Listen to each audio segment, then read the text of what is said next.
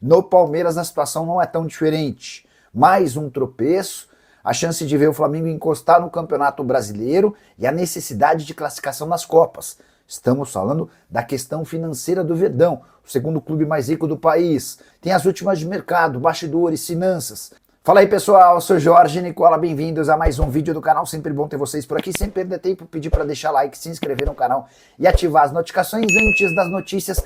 E a pressão financeira no Palmeiras é gigante. Aí você deve estar pensando, mas Nicola, o Palmeiras não é o segundo clube mais rico do país? Sim, mas o Verdão de Leila Pereira andou gastando bastante e não tem conseguido tantas receitas com vendas de atletas. Até por isso, hoje, o Palmeiras tem como obrigação chegar pelo menos às semifinais da Copa do Brasil e da Libertadores da América. Mas o Verdão joga na quarta-feira no Paraguai contra o Cerro Porteño, precisando vencer para não ser eliminado nas oitavas de final da Libertadores. Em casa, empate 1-1. Um novo empate leva a decisão para pênaltis. É só importante lembrar que o Palmeiras vem numa sequência ruim.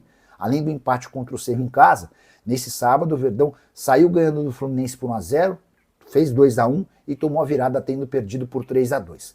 Resultado que vai permitir ao Flamengo, em caso de vitória contra o Mirassol, diminuir a distância de 6 para 3 pontos, com a observação de que o Flamengo ainda teria um jogo a menos.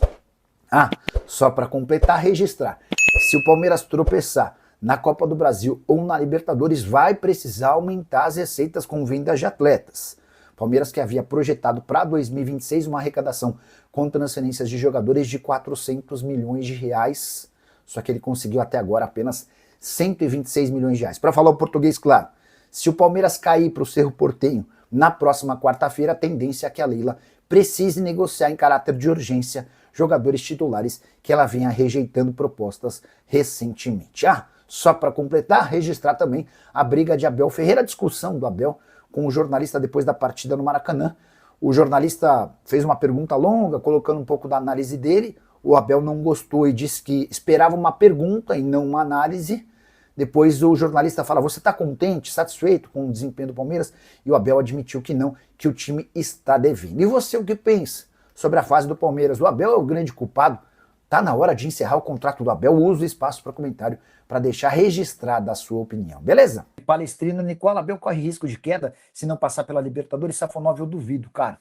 Leila Pereira, ela chega até a ser a refém do Abel. A relação deles vai além dessa questão de presidente e técnico, né? Eles têm muita afinidade, ela usa o Abel como escudo. Eu acho que se as coisas correrem muito mal, existe a chance de o Abel não cumprir o último ano do contrato dele, sair em dezembro, mas sair no meio da temporada, eu não tô botando muita fé não, tá? Mas é um palpite, é uma opinião do que uma informação. O Pisadeiro já responde, o Paulo da Silva, Nicola, já percebi que os jogadores, quando estão em outros clubes da vida, jogando contra, entram no Palmeiras e se acomodam. Cara, é difícil se acomodar no Palmeiras, porque o Abel costuma exigir bastante. Não sei se a explicação para essa queda técnica do Palmeiras, que é de alguns jogos para cá, ela tem a ver com acomodação. Vocês pensam assim? Usem o espaço aí do chat para opinar, tá bom? O Silis Moura, vai Palmeiras. O Mike Martins eu tinha respondido, né? O Raimundo Pereira, por que o Abel não pede demissão e o Palmeiras não demite? Gabriel, vamos lá, por que eu acho que a Leila nunca vai demitir o Abel? A Leila tem uma relação de extrema proximidade com o Abel, ela confia demais no Abel. E o Abel funciona para a Leila como uma espécie de escudo, né? Mas é muito louco, porque com todos os palmeirenses que eu converso, todos são meio que unânimes, em todos não, mas quase todos, dizem que chegou ao fim a linha pro Abel. A maioria deles talvez nem o demitisse agora, mas entendem que ele já passou do tempo, né? Que seria o ideal que chegasse o fim da temporada, cada um agradecesse, o Abel fosse viver novos ares. E a pergunta que eu sempre faço, tá bom, mas você queria que o Abel fosse embora e quem você contrataria? Eu já até estava falando com um palmeirense aqui do meu condomínio, e ele falou, cara, eu ficaria com o Cebola até o fim da temporada. Eu falei, pô, é uma opção arriscada, né? Porque você traz o Cebola, o Cebola já tá lá, né? É auxiliar há um tempão, inclusive bem fiel, bem parceiro de todos lá. Se não der certo, toda a responsabilidade vai nas costas da Leila e do Anderson Barros, né? Então, por mais que a coisa não esteja andando, o natural é que se insista no Abel pelo menos até dezembro, tá? Também nem sei se faz sentido mandar um técnico que talvez seja o maior da história do Palmeiras. Eu não mandaria, tá? Ficaria pelo menos até dezembro. E aí em dezembro sempre chamaria ele para sentar para conversar. E Abel, Não tá legal a coisa, né? Não tem funcionado bem. O que você acha da gente procurar cada um o seu caminho? Nicola, do jeito que o Palmeiras pode ser eliminado no mesmo dia, o Flamengo também pode. É verdade, com a diferença de que o Flamengo teria só uma competição para disputar, o Campeonato Brasileiro. O Flamengo já caiu na Copa do Brasil, algo que o Palmeiras não.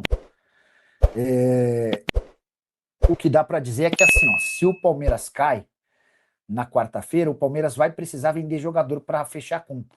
Vai precisar vender titular. A Leila estava postergando essa ideia com a intenção de vender talvez Dudu, o Eduardo Conceição, ou atletas que hoje ainda não são titulares absolutos. Se for eliminado, o Palmeiras deixa de arrecadar um caminhão de dinheiro com a eliminação precoce na Libertadores. A gente está só nas oitavas. E aí é natural que venda-se jogador titular.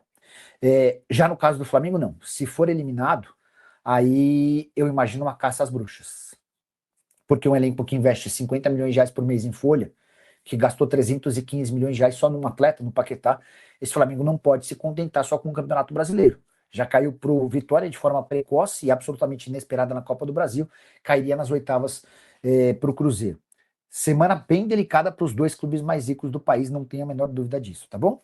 E o Sporting de Portugal está de olho em um goleiro do Palmeiras, mas não se trata de Carlos Miguel. O time português gostaria de contar com o Kaique, atleta de 23 anos de idade, que defendeu na última temporada o Nacional, também de Portugal, por empréstimo. O Palmeiras gostou tanto da participação do Kaique por lá, que decidiu reintegrá-lo ao elenco, promovendo o Kaique para segundo goleiro. Hoje o Carlos Miguel é titular, o Kaique é a primeira opção do banco, à frente até do Marcelo Lomba, apesar de que o Kaique ainda não foi utilizado. Desde que retornou de Portugal na metade do ano, ele foi para o banco de reservas em 5 jogos e não foi utilizado em nenhuma vez. Na temporada passada, com a camisa do Nacional, foram 28 partidas. Só para completar, hoje o Kaique está avaliado em 2 milhões de euros e tem contrato com o Palmeiras até junho de 2030. Duvido que o Palmeiras aceite uma proposta baixa com cifras parecidas a essa, até porque se desfazer do Kaique, vai precisar contratar um outro goleiro, Lomba, que seria o reserva imediato, já vive os últimos momentos da carreira. E aí só mais um detalhe importante, nesse momento, o Carlos Miguel, que é o titular, vive seu momento de maior contestação com a camisa do Palmeiras. Ele tem falhado com alguma frequência, a última das falhas, a mais grave de todas, contra o Cerro Porteño, empate 1-1 no jogo de ida das oitavas de final da Libertadores. O Verdão vai precisar vencer o time paraguaio em Assunção na quarta-feira para passar as quartas de final. Se empatar, vai precisar levar a decisão nos pênaltis. Nicola, o Palmeiras não estava falando de contratar o lateral direito?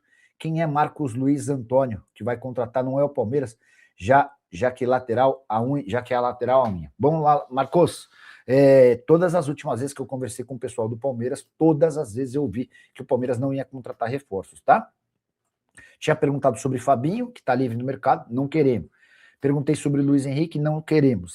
Não queremos e não vamos contratar. A ideia do Palmeiras para essa janela é não perder titulares e nem buscar mais reforços. Isso pode mudar se o Palmeiras for eliminado da Libertadores da América. E aí tem um bastidor super importante. O Palmeiras vai jogar na próxima quarta-feira em Assunção, no Paraguai, precisando vencer para passar de fase. Se empatar, decisão nos pênaltis, qualquer outro placar, e o Palmeiras é eliminado nas oitavas de final da Libertadores. A Leila colocou na cabeça que ela precisa ser